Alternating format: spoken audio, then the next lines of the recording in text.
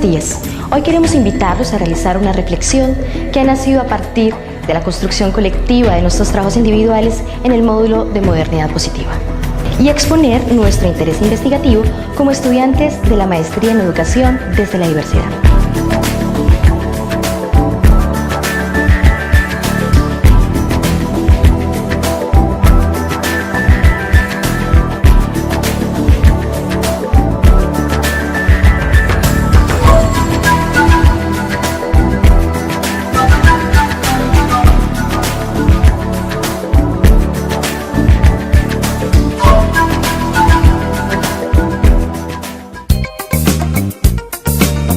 Para iniciar esta reflexión, queremos compartir dos frases significativas que van a marcar el desarrollo de nuestra ponencia. No hay vía regia para la ciencia, y solo pueden llegar a sus cumbres luminosas aquellos que no temen fatigarse en sus escarpados senderos. Marx. Por otro lado, no existe algo llamado verdad objetiva. Nosotros mismos hacemos nuestra propia verdad. No existe una realidad objetiva. Nosotros hacemos nuestra propia realidad. Hay caminos de conocimiento espiritual, místico o interior que son superiores a nuestros caminos de conocimiento ordinarios. Si una experiencia parece real, lo es. Si una idea parece correcta, lo es. Somos incapaces de adquirir conocimiento de la verdadera naturaleza de la realidad. La propia ciencia es irracional o mística. No es más que otra fe o sistema de creencia o mito, sin más justificación que cualquier otra. No importa que las ciencias sean ciertas o no, siempre que sean significantes para uno. Resumen de creencia de la nueva era, Teodoro Schilk, Jr. y Louis Bong.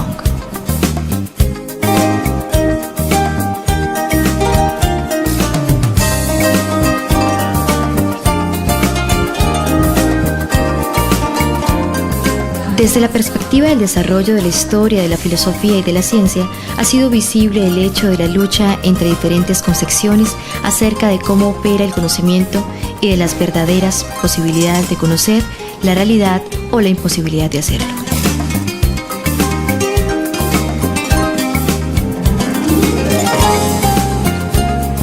Desde tiempos muy lejanos, el hombre ha intentado deshacer este nudo gordiano, generando dos corrientes básicas de pensamiento que podemos expresar de manera muy sencilla.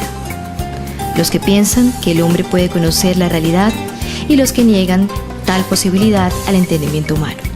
Sin embargo, damos por descontado una tercera vía que opina que aunque la realidad es cognoscible, el conocimiento mismo es incomunicable. Abordar el tema que resuelve tal posibilidad es importante en todos los campos del desenvolvimiento humano, pero tiene un mayor peso específico en el terreno de la pedagogía, de cuya respuesta se funda la categorización misma de esta como arte, disciplina o ciencia.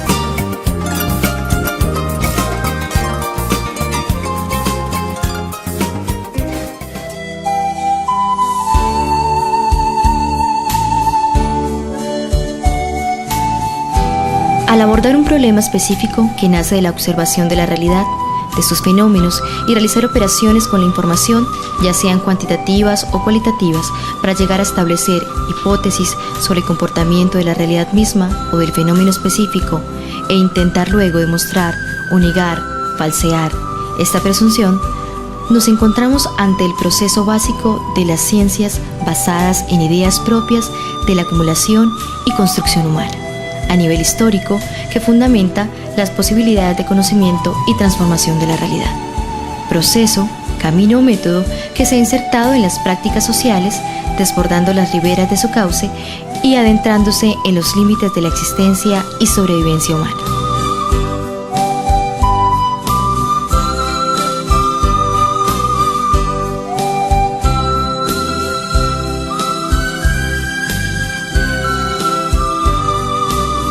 Desde la pedagogía, que se pregunta por la formación o construcción de sujetos en el contexto de las condiciones materiales en que se desenvuelve el sujeto mismo y las prácticas pedagógicas en relación con las demás prácticas sociales,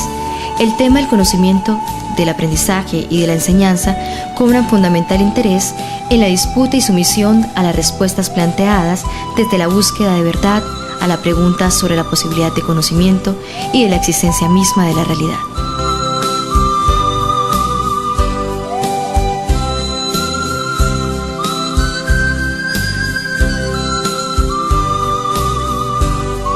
Las corrientes de pensamiento ligadas a esta disputa y a las prácticas pedagógicas en el aula reflejan su incidencia en la construcción del sujeto, poniendo de manifiesto la asunción por parte de la sociedad, de la familia, del sistema educativo, de la escuela y del maestro, de una determinada respuesta a la pregunta sobre la posibilidad de conocimiento. Ligazón expresada en los presupuestos teóricos asumidos por los diferentes actores sociales, pero principalmente por los docentes en correspondencia a su militancia ideológica y en las maneras en que se desarrolla el acto pedagógico, en los métodos y sus didácticas, en sus búsquedas y en sus fines.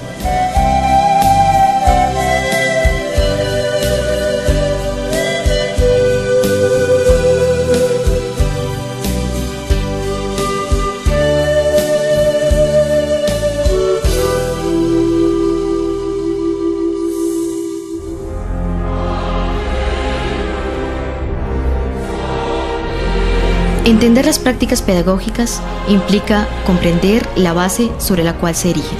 comprender las metáforas explicativas del discurso y su correspondencia con las prácticas de aula, con sus métodos, con sus instrumentos y herramientas, con los mediadores del proceso de enseñanza-aprendizaje.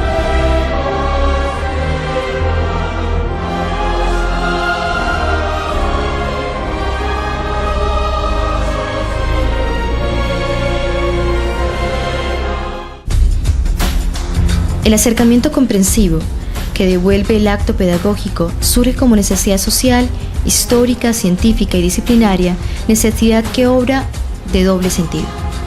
Desde el requerimiento epistemológico que busca desentrañar las relaciones entre sus componentes constitutivos y desde los requerimientos del desarrollo social histórico que orientan y determinan su sentido frente a los intereses de clase.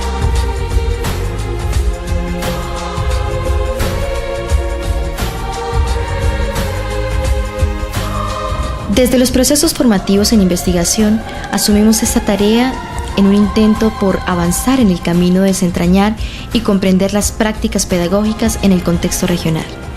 para lo cual abordamos esta resignificación desde el ámbito de interés particular como estudiantes de maestría, con el ánimo de contribuir a la comprensión de este fenómeno tan importante en esta coyuntura histórica donde la humanidad en general y nuestros ciudadanos en particular afrontan grandes transformaciones que guían el destino de las sociedades del planeta en un rumbo de cierta manera desconcertante.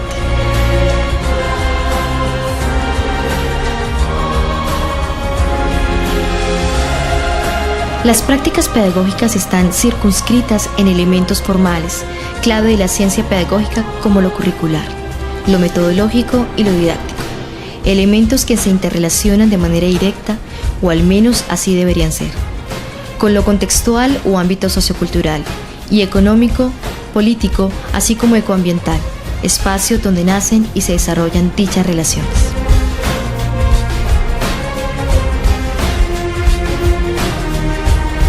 A partir de las características propias de cada sistema económico y de cada sociedad-cultura, en un momento histórico determinado, se originan ciertas formas de pensamiento que explican, modelan, justifican las relaciones de producción y reproducción del sistema. Corrientes de pensamiento que se estructuran en ideologías que se reflejan o se representan en la superestructura que da origen a la infraestructura en instituciones como el Estado, la familia, la justicia, la educación.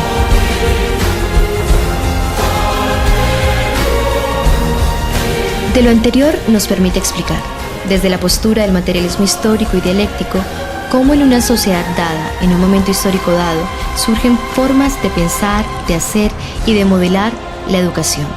siempre en relación al tipo de sujeto que se requiere en ese modo económico, esa sociedad y ese momento histórico dado. Insubordinar la mirada para acercarnos a la explicación y comprensión del fenómeno educativo, de sus referentes teóricos y sus prácticas, implica abordarlo desde sus determinismos, desentrañando las causas y sus consecuencias, así como el tipo de relaciones que estos generan en la dinámica de su desarrollo a partir de sus antagonismos.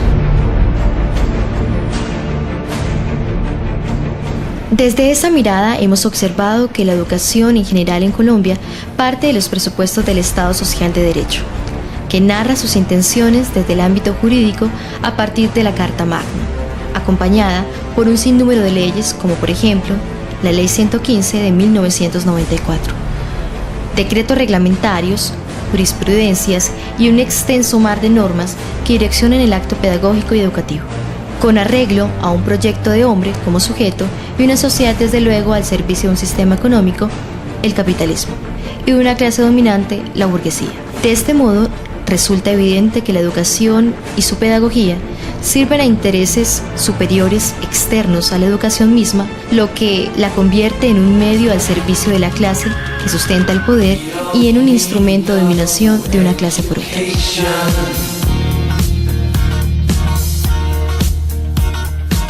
We don't need no thought control. No dark sarcasm in the classroom. Teacher, leave them kids alone.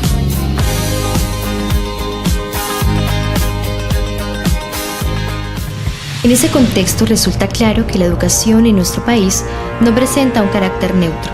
como se pretende desde las posturas de las élites, sino que su concepción y desarrollo están asignados por el papel que cumple como elemento que contribuye a la reproducción de las condiciones de explotación de la clase oprimida. Al observar la manera como está estructurada la educación formal, sus concepciones fundamentales, sus modelos pedagógicos, sus currículos, sus métodos y didácticas, se comprende que las prácticas pedagógicas asociadas están condicionadas por el papel asignado económicamente y socialmente, constituyéndose en un proceso fundamental de la reproducción del capital. De manera particular, con base en el interés investigativo que nos ocupa, vemos cómo las prácticas pedagógicas observadas están regidas por las normas, políticas e intereses impuestos desde el mundo del poder económico y financiero que define justamente las políticas, presupuestos y modelos educativos para el mundo subdesarrollado del cual formamos parte.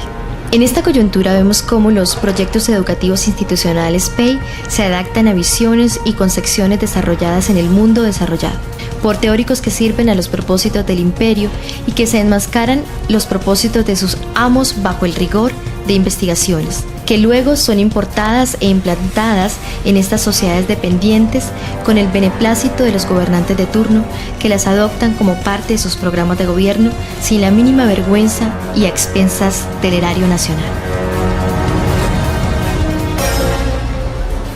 La universidad, genuflexa y acrítica, asume los procesos de formación adaptados para cumplir con los parámetros necesarios en la formación de nuevas generaciones de maestros, que son sometidos por el sistema, se hacen actores de la tragedia nacional que implica aplicar las políticas de Estado a nivel educativo como condición de su propia sobrevivencia en beneficio de los intereses del poder extranjero y en detrimento de la clase dominada. Así nuestra escuela cumple con su función social y los proyectos educativos institucionales, modelos pedagógicos, currículos y las prácticas pedagógicas, que realizan una relación biunívoca con los preceptos explicitados en estos referentes que hoy están dirigidos hacia los planes y objetivos de la llamada globalización,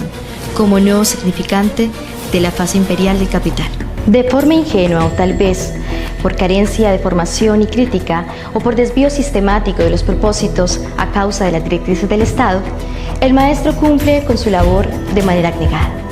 sin saber que sus acciones están direccionadas, predeterminadas en la búsqueda y construcción de sujeto y sociedad,